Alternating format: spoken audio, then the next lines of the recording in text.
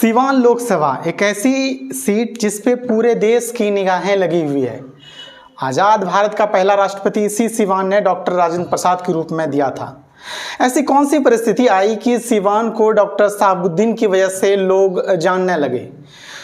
चलिए आज हम इसी मुद्दे पे बात करेंगे। डॉक्टर शहाबुद्दीन के किस्से आपसे रूबरू करेंगे, जिन्हें कई सालों तक सिवान की जनता ने दिलों में राज किया था। और भी कुछ कहे अनकहे किस्से जो आप सुनना चाहेंगे, वो सब मैं आपको आज इस एपिसोड में सुनाऊंगा।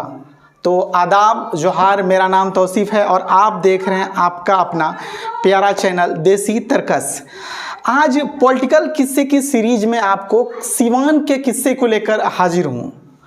10 जुलाई 1967 मोहम्मद शहाबुद्दीन का जन्म प्रतापपुर गांव, जो जीरादेई विधानसभा के अंतर्गत आता है। 1980 में डीएवी कॉलेज से ही राजनीति में प्रवेश कर गए थे। भाकपा कम्युनिस्ट के खिलाफ उन्होंने जमकर लोहा लिया।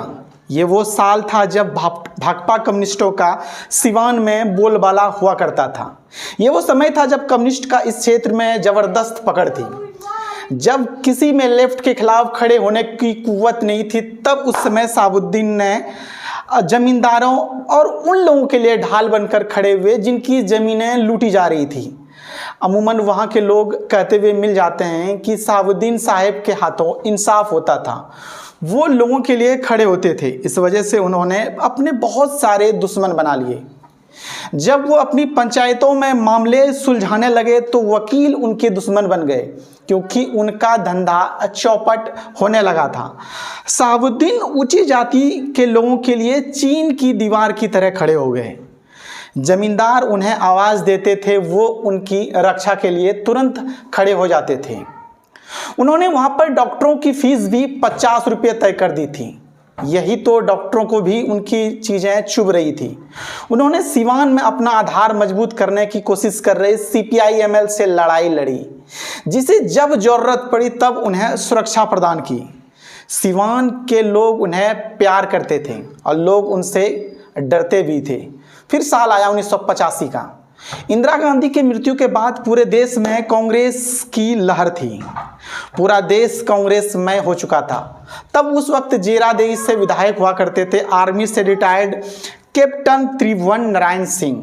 उनकी छवि एक ईमानदार नेता की थी। उस वक्त प्रतापपुर जीरादेई विधानसभा के अंतर्गत आता था। शहाबुद्दीन साहब को एक मामले में विधायक कैप्टन त्रिभुवन नारायण सिंह से पैरवी करनी थी। इसके लिए वो खुद विधायक से मिलने गए थे, लेकिन विधायक सीधे और साफ शब्दों में उन्होंने ये कह दिया कि मैं बदमाश और आरोपियों की पैरवी नहीं करूं। ये बात उस वक्त की है जब शहाबुद्दीन साहब जेल में नहीं थे। इस घटना के बाद एक आपराधिक मामले में उन्हें जेल जाना पड़ा। 1990 के चुनाव में उन्होंने चुनाव लड़ने की घोषणा कर दी।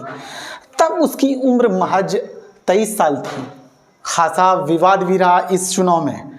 बात हर कीमत पर डॉक्टर त्रिभुवन नारायण सिंह को हराने की थी। उनके समर्थकों ने उन्हें जेल से ही लड़ने को कहा। कई तरह की दाव पेच खेले गए थे इस चुनाव में। तब चुनाव बैलेट पेपर हुआ करता था। ऐसा लोगों द्वारा कहा जाता है कि डॉक्टर शहाबुद्दीन साहब को जिताने के लिए उनके लोगों द्वारा कई प्रकार के हथकंडे अपनाए गए थे। शहाबुद्दीन साहब ने जीरादेई से स्वतंत्र उम्मीदवार के तौर पर चुनाव में जीत हासिल की। उस वक्त उनका चुनाव चिन्ह हुआ करता था शेर। उस वक्त वो महज 23 साल के थे और जेल में बंद थे। शहाबुद्दीन जीरादेई सीट से लड़े और कांग्रेस के त्रिभुवन नारायण सिंह को 378 वोटों से हराने में कामयाब रहे। जीरादेई सीट जीतने के बाद शहाबुद्दीन साहब को जमानत मिल गई। ये वो दौर था जब 1990 में लालू यादव ने बिहार के समस्तीपुर में लाल कृष्ण आडवाणी को गिरफ्तार करवा लिया था। पूरे देश में हिंदू मुस्लिम के सांप्रदायिक तनाव अपने चरम पर था। जिन 2 दशकों में हिंदू राष्ट्रवाद अपने उभार पर था, उसमें लालू यादव अगड़ी जातियों का सामना करने के अपने फार्मूले पर काम कर रहे थे। मुस्लिम और यादवों के गठबंधन के अपने फार्मूले के बदौलत वो 1990 में सत्ता पर काबिज हो सके। इससे पहले 1989 में बिहार के भागलपुर में भयंकर सांप्रदायिक दंगे हुए। इसमें 1000 से ज़्यादा लोग मारे गए थे। इसमें ज़्यादातर मुस्लिम पक्ष के लोग थे। मुसलमानों का कहना था कि कांग्रेस के मुख्यमंत्री सत्येंद्र नारायण सिन्हा ने राज्य में सांप्रदायिक माहौल को बिगड़ने से रोक नहीं पाए थे। 1995 के चुनाव में शहाबुद्दीन साहब को लालू प्रसाद यादव का साथ मिला। 5 साल विधायक रहने के बाद मोहम्मद शहाबुद्दीन 1995 में विधानसभा चुनाव में जीरादेई से शहाबुद्दीन साहब दूसरी बार चुनाव मैदान में उतरे। इस बार उन्हें लालू प्रसाद ने अपनी पार्टी जनता दल से टिकट दिया था। इस बार भी वो जीतने में कामयाब रहे। इस सीट पर लगातार दूसरी बार जीतकर विधायक बने। महज 1 साल बाद ही 1996 में लोकसभा चुनाव होना था। लालू प्रसाद यादव को एक ऐसा साथी उस समय मिल चुका था जो उन्हें तन मन और धन से साथ दे सके, और हुआ भी कुछ ऐसा ही। जब तक शहाबुद्दीन साहब खुली आसमान के नीचे रहे, राजद की बिहार में तूती बोलती थी। राजद ने शहाबुद्दीन को सिवान से टिकट दे दिया और वो जीत कर लोकसभा पहुंच गए। विधायकी छोड़ 1996 में सिवान से डॉक्टर शहाबुद्दीन साहब लोकसभा के सांसद बन चुके थे। इस चुनाव में शहाबुद्दीन ने बीजेपी के जनार्दन त्रिवेदी को बड़े अंतर 1,65,243 वोटों से पराजित किया था। इसके बाद लगातार वो 98, 99 और 2004 में भी लोकसभा पहुंचे। गौर करने वाली बात यह है कि 2004 में शहाबुद्दीन साहब ने जेल से लड़कर लोकसभा चुनाव में जीत हासिल की।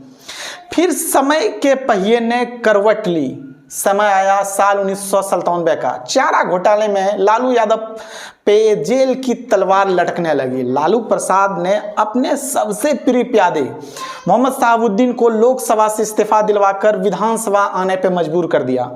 साल था 1997। इसके बाद उनका राज्य में प्रभाव बढ़ता गया। राज्य में उनके प्रभाव का ज़्यादा असर सीवान जिले में देखने को मिला। फिर साल आया 2000 का। बिहार विधानसभा का परिणाम काफ़ी दिलचस्प आया। किसी भी पार्टी को पूर्ण बहुमत नहीं मिली। 325 विधानसभा सीट में 163 विधायकों का बहुमत चाहिए था सरकार बनाने के लिए। जदयू और समता पार्टी ने मिलकर 55 सीटें हासिल की। वहीं बीजेपी को 67 सीटें मिली। राजद ने अकेले 124 सीटें जीतकर अपना दम दिखाया था। कांग्रेस ने इस दफा 23 सीटें जीती थी।